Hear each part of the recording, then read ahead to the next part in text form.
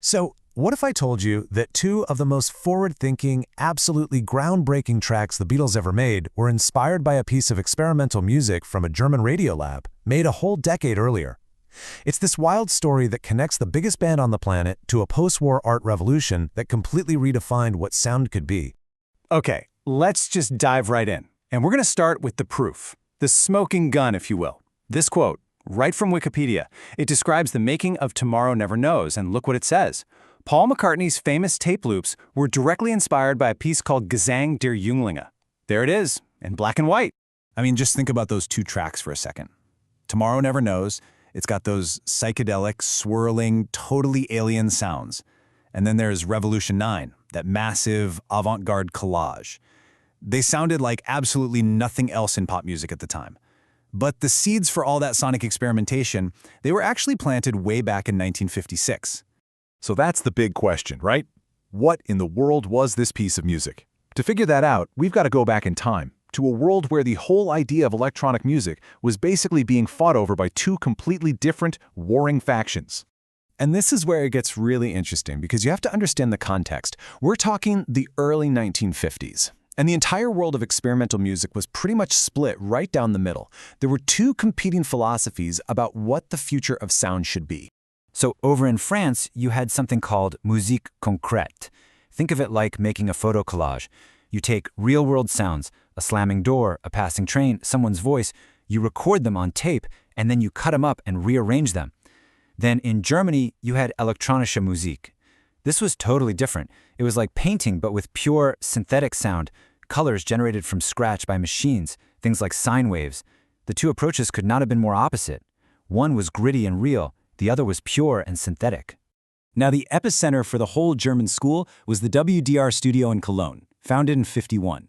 And it was here that this young, ambitious composer named Karl-Heinz Stockhausen started his work. And in just a couple of years, he was going to create something that would somehow bridge this massive musical divide. And yeah, Stockhausen is the guy at the absolute center of all this. He was brilliant, he was ambitious, and honestly, he was often pretty frustrated. He wasn't satisfied with either side of the debate. He knew there had to be another way. You know, his first electronic pieces, like Studi I, were totally groundbreaking. He was literally composing with sound itself, building it from scratch using sine waves. But even he kind of admitted they sounded a bit, well, primitive.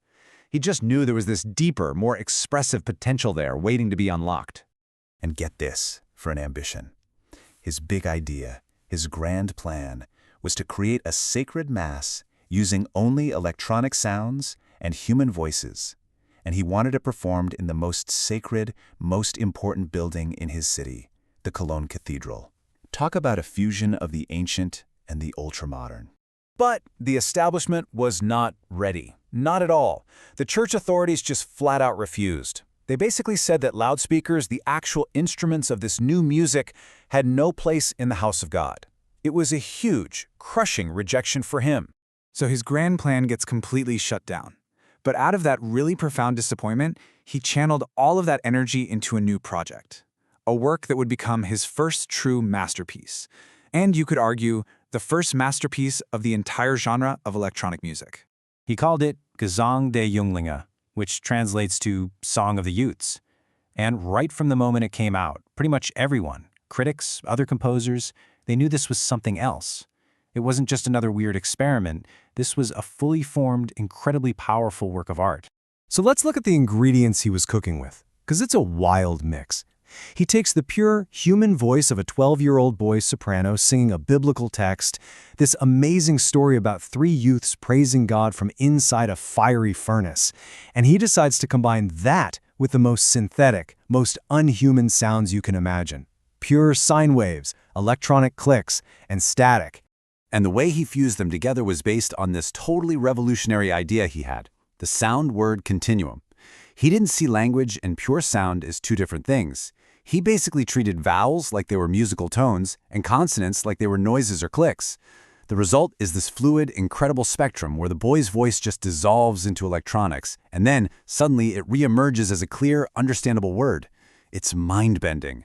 And the process he used was just meticulous. I mean, after recording the voice and generating all the electronic sounds, he analyzed and broke down everything into its fundamental sonic parts. He was like an audio surgeon.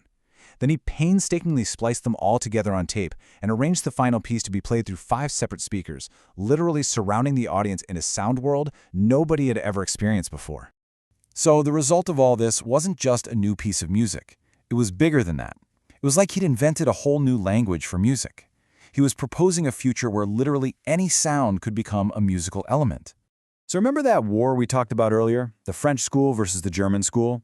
Well, by merging the real recorded human voice of musique concrète with the pure, generated tones of elektronische Musik, Stockhausen basically ended the war.